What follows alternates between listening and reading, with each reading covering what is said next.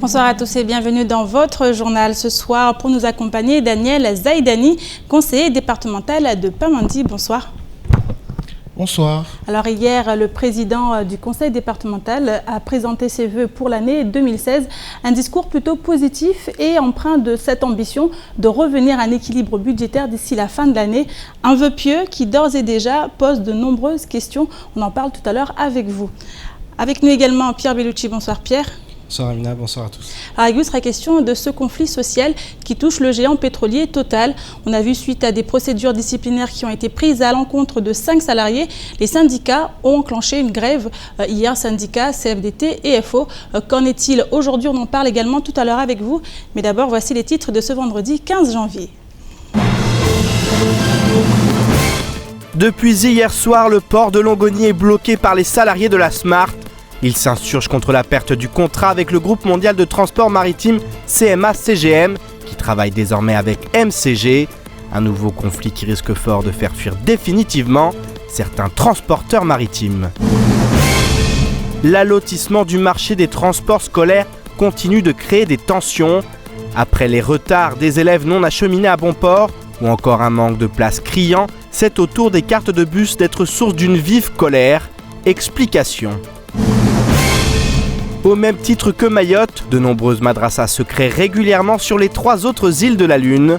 Nous sommes ainsi partis à la rencontre de l'une d'entre elles qui puise sa force dans un enseignement à la fois traditionnel et moderne.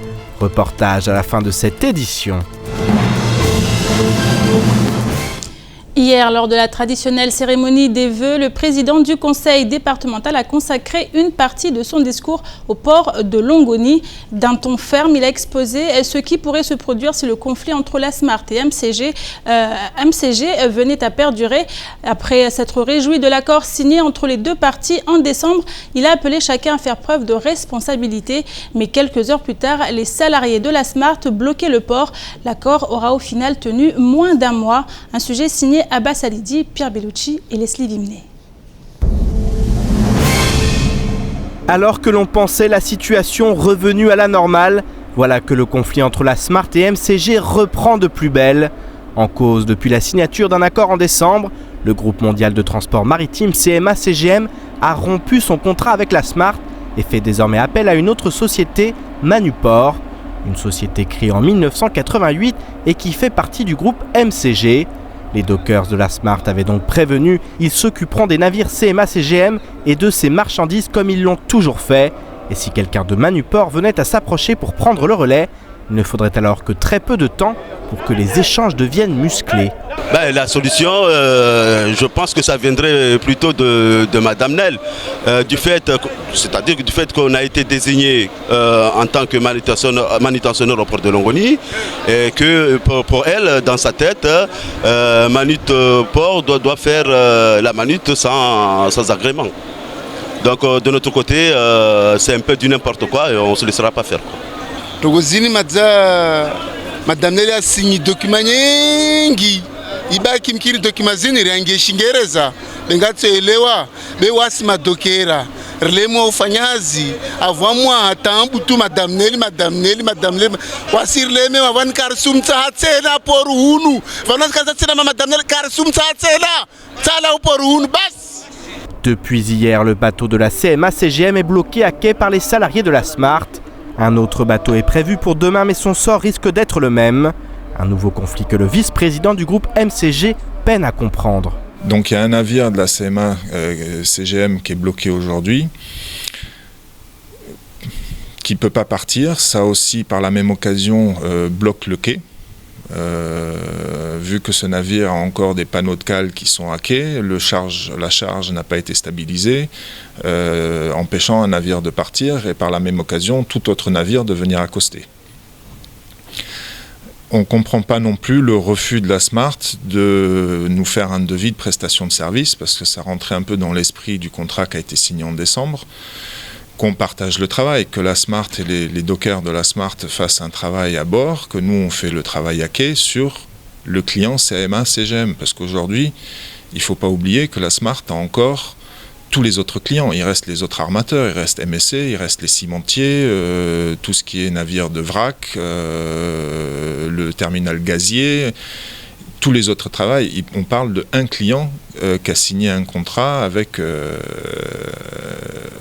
MCG.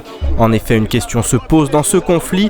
Si la Smart se charge du bateau de la CMA, comment fera-t-elle pour exiger le paiement de sa prestation puisqu'elle n'est plus liée avec elle par contrat ?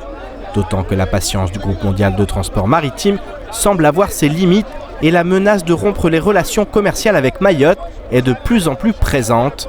De quoi obliger MCG à envisager des plans B. Ces derniers jours, il y a beaucoup de bruit qui ont couru. Il y a plein de gens, de demandeurs d'emploi qui sont venus à MCG. Et on est en train de préparer un plan B. Si effectivement, c'est comme tout le monde, vous avez, quand vous achetez une voiture, vous avez une roue de secours que vous souhaitez ne pas utiliser, mais qui est là au cas où un jour on en a besoin. Nous souhaitions travailler avec les dockers de la Smart, mais devant le refus de leur direction de signer un contrat de mise à disposition des dockers, nous sommes obligés de préparer un plan de secours au cas où il n'y a pas d'accord qui se fasse. De leur côté, les salariés de la Smart ont le sentiment d'être sans cesse menés en bateau. Une situation qui n'a que trop duré et le temps des actions d'envergure semble venu. Je suis grutier professionnel à la Smart depuis des années. Aujourd'hui, on voulait savoir c'est qui les responsabilités de port de Longoni à Mayotte. On en est marre. On va mettre le feu parce que là, ça va être chaud. Nous, avec notre syndical à Mayotte, ça sera être chaud. Midzo, sojoz lawe poru. Stojua zingie bembarka bukarisfanya hazi sibakituvani paka madam nela lawer leme wavo madam mana wamwambia trobe arongwa maoreni ae mana asijua pia stabia wasi vani madarumjwa naye aelezia naye kaijwa kawe kajima dokera vani rimi karsumta tena. Chaque jour, la situation devient de plus en plus complexe au port de Longoni et l'intervention du conseil départemental s'impose désormais comme salutaire, voire impérative. Et à noter qu'en raison de la situation sur le département, le navire de la CMA-CGM qui devait arriver demain a détourné sa trajectoire. Il est désormais en route pour Dar es Salaam. Autre conflit dont il est question ce soir, le conflit à Total. Et pour en parler avec nous, Pierre Bellucci. Alors on l'a vu, ce conflit a été amorcé hier. Qu'en est-il aujourd'hui ? Alors le conflit est terminé, il y a une signature d'accord entre la direction et les syndicats. Il y a eu deux réunions à la DIEC, donc une avant-hier et une aujourd'hui. Celle d'aujourd'hui était un peu plus fructueuse que celle d'avant-hier. Il y avait un point qui bloquait, c'était donc le sort de ces 5 salariés accusés d'avoir fait un trafic de carburant, trafic avéré. Pourquoi avéré ? Car aujourd'hui cet accord, qu'est-ce qu'il dit ? Il nous explique qu'effectivement ils sont licenciés, ils ne seront pas réintégrés. Donc les syndicats ont fait marche arrière sur ce niveau-là. Par contre, ils ont demandé qu'il n'y ait pas de poursuite. En tout cas, pas de poursuite avec nom. C'est-à-dire qu'il va y avoir une plainte qui va être déposée, une plainte avec des noms. Il y avait une plainte avec des noms. Il y aura une plainte contre X. Ça, c'était la première chose. Ensuite, les 2 salariés qui étaient mis à pied ont repris le travail à un autre poste. Ils ne seront plus pompistes. Ils sont affectés à un autre poste et ils n'auront pas d'autres sanctions pour le fait qui leur était reproché. Donc ça, c'est la première chose. Ensuite, il y a eu d'autres engagements d'importance de la part de la direction, notamment concernant les DAC, donc les distributeurs automatiques de carburant. Ils posaient beaucoup de problèmes et c'était au cœur des revendications, c'est qu'il n'y ait pas de licenciement. Suite à l'installation de ces DAC, la société s'est engagée, la société Total s'est engagée à ne pas licencier en raison de l'installation de ces distributeurs automatiques. Donc voilà, ce sont de véritables avancées et je pense qu'ils ne pouvaient pas en attendre mieux, les syndicats. Merci beaucoup Pierre Bellucci pour ces précisions. Et hier, le président Swabadini Brahim Ramadani a tenu un discours très positif. En effet, on retiendra les annonces spectaculaires faites en matière d'investissement ou encore l'ambition, voire l'engagement de revenir à l'équilibre budgétaire d'ici la fin de l'année. Mais une question se pose, le département a-t-il les moyens de ses ambitions ? Le conseiller départemental de Bouéni, Ahmed Atoumani Douchina, a répondu à cette question ce matin lors de la matinale de Coésie. c'est possible. En un an. Oui, si on ferme les robinets à tout, la vie des entreprises peut être un peu compromise, vraiment en difficulté. Pas de recrutement, bon, ça je peux concevoir, mais même peut-être réduire l'effectif d'une manière drastique, parce que le gros problème du Conseil général, ce n'est pas un déficit conjoncturel, c'est vraiment structurel. Le problème des salaires, c'est quelque chose qui pèse comme dans toutes les communes. Et je crois que s'il prend cette mesure de réduire l'effectif du Conseil général, de ne pas donner des subventions aux entreprises qui en attendent beaucoup, parce que la vie va très mal à Mayotte au niveau économique, je crois que cela est possible. Alors, le département a-t-il l'ambition, les moyens de ces ambitions, Daniel Zaidani? Est-ce que vous êtes du même avis qu'Ahmed Atoumani Douchina? Le président a fait un discours ambitieux, qu'on peut saluer, bien sûr, puisque je pense que pour le territoire, ce jeune département, il est important d'avoir des ambitions. Mais il ne faut pas non plus faire des promesses qu'on ne peut pas tenir. Il serait prématuré, bien évidemment, de dire que le challenge ne sera pas tenu. Mais la réalité, c'est que pour le moment, nous n'avons aucun gage écrit de qui que ce soit. La réalité, c'est d'abord un gouvernement qui a mis en difficulté le département avec l'aval de l'exécutif actuel et qui a conduit à ce déficit de 49 millions d'euros en 2015. C'est ça déjà le premier bilan de la première année d'exercice de ce nouvel exercice, puisque je rappelle que l'année dernière, nous avions terminé l'exercice 2014 avec plus 26 millions d'euros.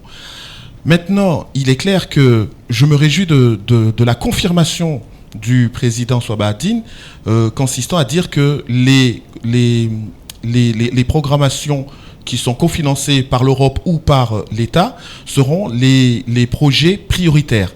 Parce que vous le savez, cela va de soi que avec les négociations que nous avions faites avec l'Europe, nous avions parlé d'une enveloppe de revoyure prévue à mi-chemin, c'est-à-dire aux alentours de 2018, et il appartiendra à Swabadine de faire en sorte que justement la consommation des fonds européens ait une cadence raisonnable pour pouvoir prétendre à plus d'investissements potentiels sur le territoire.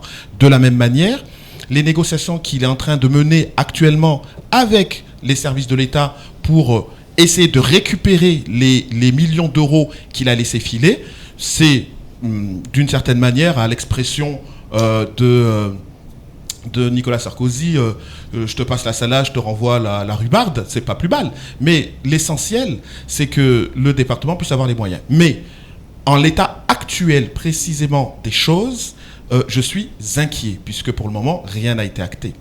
Par ailleurs, pas plus tard que la dernière séance plénière, nous avions dénoncé une délibération que voulait prendre le président Swabadine qui remettait en question l'indexation.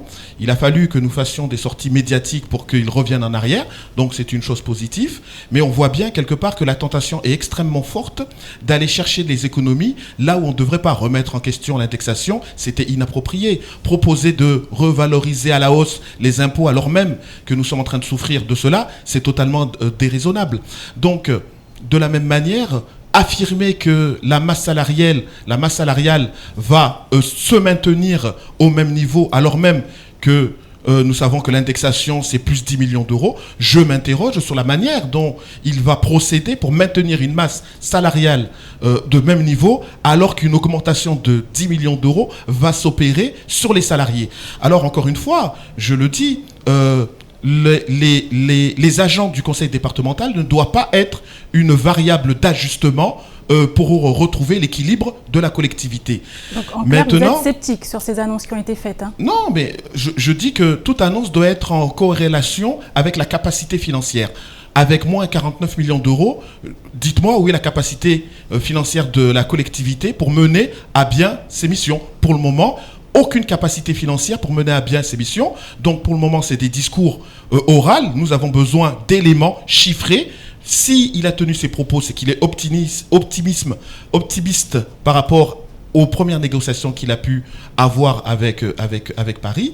Mais encore faut-il pouvoir les voir se réaliser de 2016. L'annonce consistant à dire que nous allons retrouver un équilibre à la fin de l'exercice 2016, je trouve cela positif. Mais je le rappelle encore une fois, et parce que cela c'est très important, le conseil départemental n'est pas un établissement à payer des salaires. Le conseil départemental doit avoir l'ambition de mieux accompagner sa population au niveau du social. Le conseil départemental doit avoir l'ambition d'accompagner les associations pour s'assurer justement que nos jeunes ne tombent pas dans la délinquance. Et le conseil départemental doit s'assurer de pouvoir accompagner les entreprises et les collectivités communales. Et donc de ce fait, si nous voulons lutter contre le chômage, il faut donner des subventions aux entreprises pour qu'ils créent de l'emploi. Alors si aujourd'hui le retour à l'équilibre en moins d'un an se traduit tout simplement par l'arrêt des subventions aux associations, par l'arrêt des subventions aux entreprises, par l'arrêt de l'accompagnement auprès des communes, certes le conseil départemental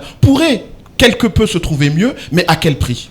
Alors, autre point que j'aimerais aborder avec vous, ce conflit au port de Longoni. Votre positionnement sur justement la manière dont il est traité au conseil départemental, notamment par le président Sobadine Ibrahim. Je pense très honnêtement que la gestion de ce dossier interpelle. Vous voyez, ce que demandent tout simplement aujourd'hui les agents du conseil départemental, c'est les propositions qu'avait proposées Madame Nel dès le mois de mai, mais qui ont été refusées par le conseil départemental. Un partage équitable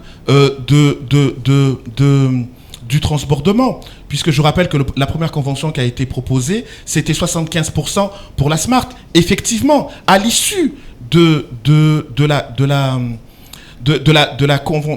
l'accord qui a été signé le 23 décembre, on se rend compte que la réalité entre mai et décembre a totalement changé, puisque chacun, comme l'a pu l'expliquer le directeur de Matmut, c'est-à-dire le fils de Madame Nel, on a pu constater qu'effectivement que chacun prépare des routes de secours. Et ces routes de secours continuent à aggraver la situation. Donc plus nous prenons de temps à trouver une solution, plus les solutions seront difficiles à mettre en route. Moi je dis simplement que le conseil départemental doit prendre ses responsabilités.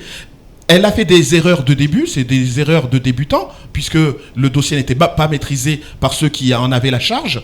Aujourd'hui, cela fait 9 mois... À l'époque, vous étiez président lorsque cette décision... Il y a 9 mois, je suis désolé, je vous rappelle que les difficultés sont arrivées à partir d'avril 2015, c'est-à-dire une fois que la présidence a changé et les chargés de ce dossier n'ont pas pris la mesure de l'importance de ce dossier. Vous voyez par exemple, la Chambre régionale des comptes a présenté avant-hier un rapport sur la départementalisation de Mayotte, et ils ont mis en avant que le poumon, l'activité économique phare de Mayotte, c'est le port. C'est pour cela qu'ils ont retracé.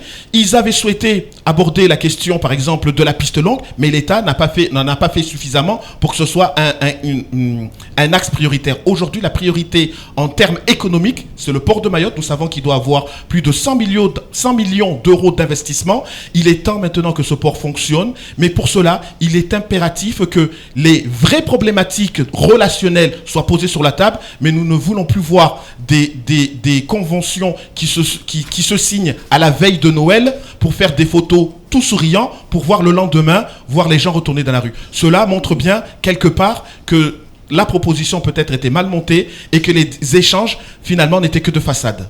Merci beaucoup, Daniel Zaïdani. Je rappelle que vous êtes le conseiller départemental de Pamandi.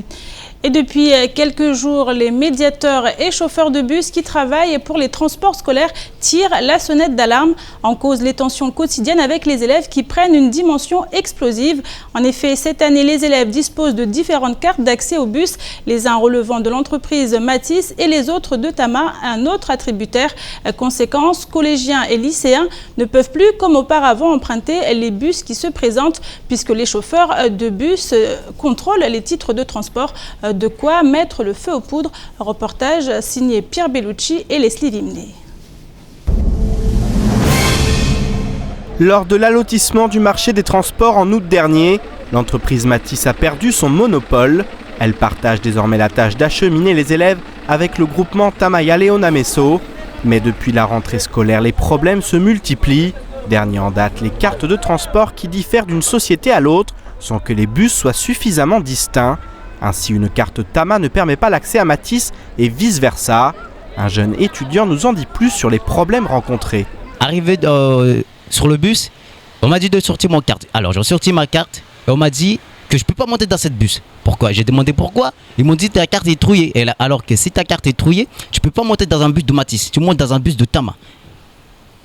Du coup, c'est pas normal qu'ils nous donnent des cartes qui sont trouillées. Moi, je croyais à l'avant que c'était une carte juste pour qu'ils ont fait un trou pour que nous accrochent quelque part pour qu'on ne perde pas la carte. Mais il y a une signification. Tu as un carte qui est trouillé, tu ne montes pas dans un bus de Matisse, tu montes dans un bus de Stama, voilà. À force que les élèves se fassent débarquer, les tensions se cumulent et médiateurs et conducteurs font les frais de la colère montante en essuyant les insultes et les menaces. Ils tirent donc la sonnette d'alarme car la mesure qui comptait simplifier la donne des lots attribués est en train de se transformer en conflit quotidien. Les élèves en appellent donc aux élus. Les élus disent qu'il faut des trucs pour notre avenir. Nous, on ne voit pas quel sera notre avenir plus tard. Nous, on est des étudiantes, on n'est pas des marchandises. Quand on termine les cours à 17h, nous, on aimerait bien monter dans le bus pour rentrer chez nous. Quand on monte dans le bus, on dit descendez. Le médiateur nous dit montrez-nous vos cartes. On leur montre nos cartes et on lui dit descendez car votre carte est percée. Ça, c'est pas normal. Si la situation ne s'améliore pas rapidement, la colère des étudiants pourrait une nouvelle fois se répercuter dans les rues. Il y aura un jour là, vous allez voir, mes amis vont être fâchés, tout ça, parce qu'ils n'en peuvent plus.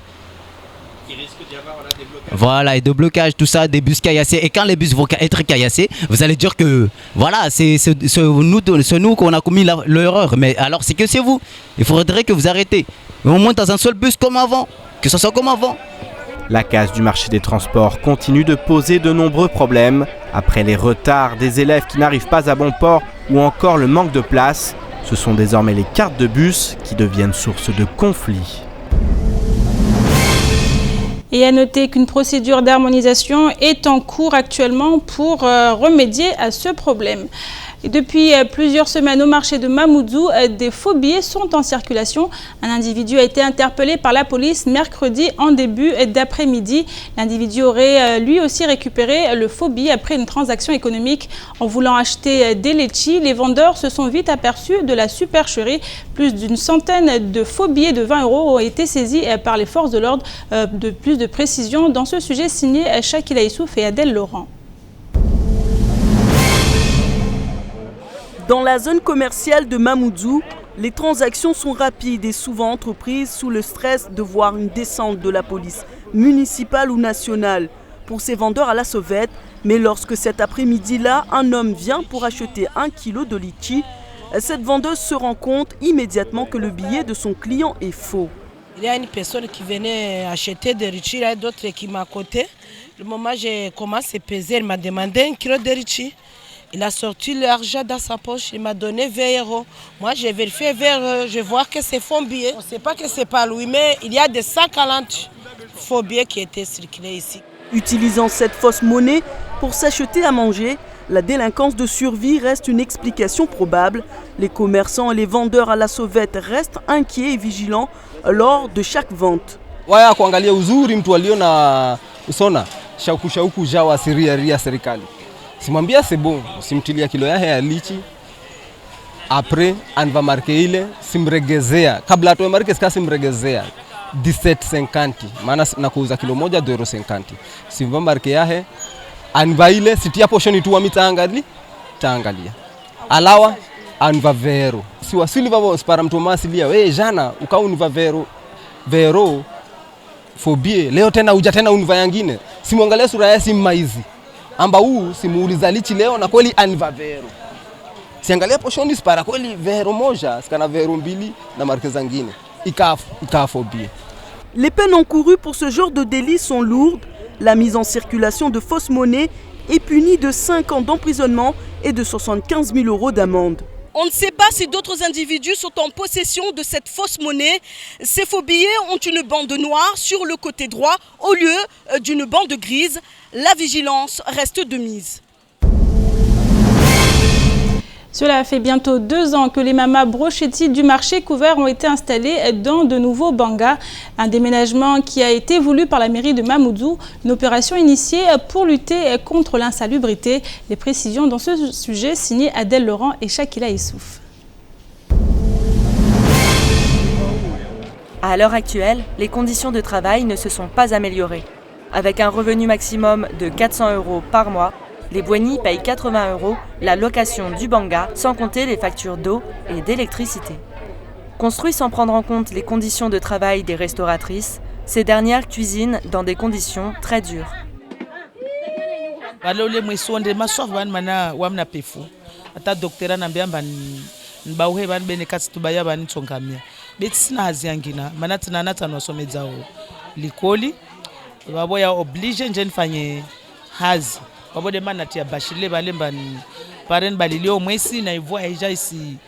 Tambia singela tabuni za menya izintu kasito asura nzuri be karsina shwamba shinderi rengeleze mana wanyu msona zitongo alezi liomba kasinyangu karsina bwanu barsupia be toujours sipia dobo monsir sipia mwenze ne karna bwanu barsipia wabonto ngozo so stawi kamba jaru washwa nyumba mana nyumba njalika iwamba itwato lipia uju Wai kutulu abani, rifanywa mabanga ya hupia, rifanya na mabanga ya ulisa.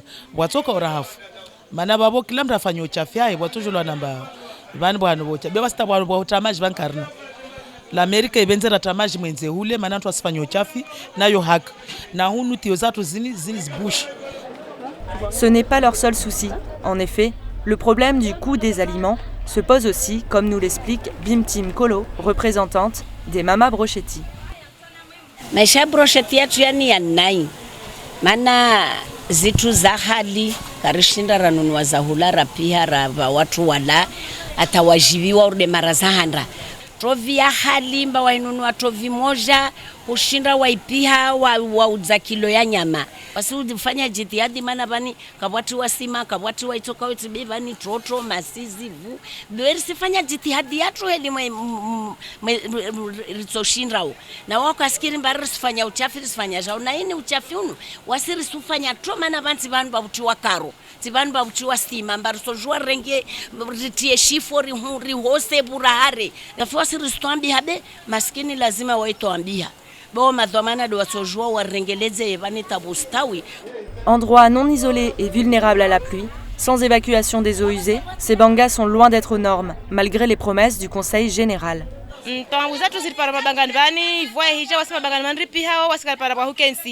Ivoi siri para magunguni juu, ivoi singia ilela omwenze singia ya mabangani singia manastoli, wanatolo sonto watiti ratia natoli watu wanu munu hali ni mbarifanya mabanga, bebe mabanga ukatuma dia hukensi le waupia kabwasi. Wasira mabanga nusu na toambu. Ya makilia kwa ikavua yo kayali shintu, mana kapso ngia makilia. Les Mama Brochetti espèrent que leur appel sera entendu et que des mesures seront prises en conséquence. Je vous propose maintenant de faire un petit tour d'horizon du reste de l'actualité de ce vendredi 15 janvier et c'est tout de suite dans l'actualité en bref. Il y a quelques semaines, le conseiller départemental Chiaboudine Ben Youssouf était agressé en pleine rue à Kaweni alors qu'il était au volant de sa voiture. Le cas n'est pas isolé puisque mercredi, vers 12h30, l'ancien député Abdoulatifou Ali a fait une très mauvaise rencontre alors qu'il se trouvait sur les hauteurs des Hauts-Vallons. Situé non loin du chantier de la ZAC du Soleil Levant, l'endroit est devenu en quelques mois un véritable coupe-gorge. C'est sur ce chemin très souvent emprunté par les délinquants qu'Abdoulatifou Ali a été copieusement roué de coups de barre de fer avant d'être dépouillé de la totalité de ce qu'il avait sur lui. Selon son témoignage, ces jeunes agresseurs très excités ne semblaient pas dans leur état normal. Quelques jours plus tôt, c'est un couple d'amoureux qui s'est fait surprendre alors qu'ils se trouvaient dans une voiture. Des jeunes masqués se sont approchés avant d'ouvrir la portière. Le garçon parviendra à s'enfuir, laissant derrière lui la jeune fille seule face à une bande qui, non content de l'avoir volée, s'était mise en tête de la violer. Fort heureusement, l'un des agresseurs a perdu son masque, permettant ainsi à la victime de voir son visage. Pris de panique, il a alors saisi une très lourde pierre dans le but de la frapper, mais celle-ci était si lourde qu'il l'a fait chuter. La jeune fille a profité de ce moment de répit pour s'enfuir. La zone des archives départementales vient donc s'ajouter à la longue liste des endroits à proscrire à Mayotte, les mauvaises rencontres y étant beaucoup trop fréquentes. Mireille Elou prend ses fonctions de directrice Orange Réunion Mayotte. Elle succède à Éric Bouquillon qui a rejoint Orange Guinée en tant que directeur général. Elle devient la responsable de la satisfaction des clients d'Orange sur ses territoires, de la performance commerciale et économique, ainsi que de la qualité du climat et des relations sociales. Elle est par ailleurs garant de la bonne intégration d'Orange dans le tissu économique et institutionnel local. Avec environ 1000 salariés, Orange est l'un des employeurs majeurs de ces territoires. Je serai particulièrement attaché à la qualité de service, à la proximité avec nos clients et au développement des usages numériques sur l'ensemble des marchés, en m'appuyant sur la très forte présence de nos équipes aux côtés des Réunionnais et des Mahorais. L'expérience client est ma priorité. Avec l'arrivée récente de la fibre Orange à La Réunion et de la 3G à Mayotte, je poursuivrai avec les équipes d'Orange le déploiement du très haut débit dans le but de continuer à aménager ces territoires en utilisant le meilleur des technologies qui sont à notre disposition aujourd'hui. C'est en ces termes qu'elle s'est présentée et il ne nous reste qu'à lui souhaiter la bienvenue. L'INSEE a réalisé une étude à partir des données du recensement 2012 permettant de quantifier et qualifier les couples mahorais. Elle aborde l'âge auquel les Mahorais se mettent en couple, l'écart d'âge entre les conjoints, leur territoire de naissance et propose également un focus sur les couples sans enfants. Une bonne manière de mettre en valeur la composition des foyers mahorais. Les résultats de cette étude seront restitués lors d'une conférence de presse qui aura lieu le mardi 19 janvier à 10h au service régional de l'INSEE. Nos équipes seront sur place afin de vous faire partager cette étude ô combien intéressante. Direction maintenant les Comores où le système d'éducation est composé de 2 sous-systèmes. L'un traditionnel de type coranique relève de l'initiative communautaire et l'autre de type moderne inspiré du modèle français relève du secteur public. Nous sommes rendus dans l'une des écoles traditionnelles fondées en 1995 où l'enseignement du français est un atout pour les 1000 élèves qui y sont inscrits. Reportage Akila Issouf et Leslie Vimné. Ce sont des élèves épanouis que nous rencontrons dans cette école coranique traditionnelle de Moroni. Le cadre de ce centre islamique ressemble à celui des écoles laïques, à la seule différence près que c'est l'enseignement religieux islamique qui y est donné. Awad et Souleymana semblent s'y plaire et y avoir trouvé un certain équilibre. C'est la langue qu'on nous a appris ici. Alors que tout ce qu'on a appris, on a appris en français. On a appris en français. C'est pas bizarre qu'on s'aime à s'exprimer en français. C'est pas très bizarre. Parce qu'on apprend le français, on n'a pas la mathématique. La mathématique s'apprend en français. Même l'arabe, la culture arabe et le français, ça se relie. Je vois que nous sommes dans le même île, mais on n'a pas les mêmes capacités. On n'a pas encore les mêmes instructions mentales. Donc, pour moi, bien, je peux dire que pour les élèves qui s'éduquent ici ou bien qui font les études ici, je vois que pour eux, bon, il n'y a pas l'esprit de voyager vers le Mayotte. Mais souvent, bon, je vois que c'est ce qu'on appelle l'excès de la pauvreté qui naissent cet afflux migratoire pour les Anjouanais, les grands Comoriens, les Mohiniens qui immigrent vers la Mayotte simplement pour chercher de quoi manger, pour chercher de bonnes vies. Cet établissement a été fondé par l'Agence des musulmans d'Afrique et compte 25 professeurs du premier degré et 30 enseignants du second degré. Jusqu'en classe de terminale, ces élèves orphelins fréquentent cette école et suivent un programme bien défini avec un enseignement religieux précis. Comme toutes les écoles, c'est-à-dire qu'on enseigne le français comme toutes les écoles, seulement on a un programme arabe spécifique qui enseigne l'éducation religieuse et la langue arabe. Donc c'est ça ce qui nous fait la différence entre les autres écoles, parce qu'on enseigne les enfants le français comme toutes les écoles, mais on les enseigne encore l'éducation religieuse, c'est-à-dire les matières religieuses, parce qu'ils sont tous des musulmans, donc ils doivent normalement connaître la religion, avoir une culture sur la religion, comprendre la religion. Et puis il y a la langue arabe bien sûr, parce que pour leur donner encore la culture arabe. Ce système d'enseignement est mis en place par le ministère de l'enseignement des Comores et dirigé par des riches personnalités arabes. En effet, les élèves comoriens étudient en majorité dans les pays arabes comme l'Arabie Saoudite, l'Égypte, le Maroc, la Tunisie et ce depuis de nombreuses années. En majorité sunnite, les Comoriens pratiquent l'islam tout en conservant leurs coutumes. C'est le cas de cette école qui existe depuis plus de 20 ans. Et c'est la fin de cette édition. Merci à vous de l'avoir suivi. Une édition que vous pourrez suivre en rediffusion sur notre site l'infocoesi.fr et sur WAM5. Dans quelques instants, vous serez en compagnie d'Ornella Perrine pour la météo. Et retrouvez juste après l'invité du temps de parole, Ahmed Atoumani Douchina, conseiller départemental de Bouéni. Il était ce matin au micro de Patrick Millan. Et demain, samedi et dimanche à 19h, ne ratez pas votre rendez-vous, votre magazine, les rendez-vous de l'info. Lundi, c'est avec Isabelle Fargier que c'est elle qui vous accueillera pour une nouvelle édition. Je vous retrouverai pour ma part le mois prochain. Excellente soirée à vous sur KTV.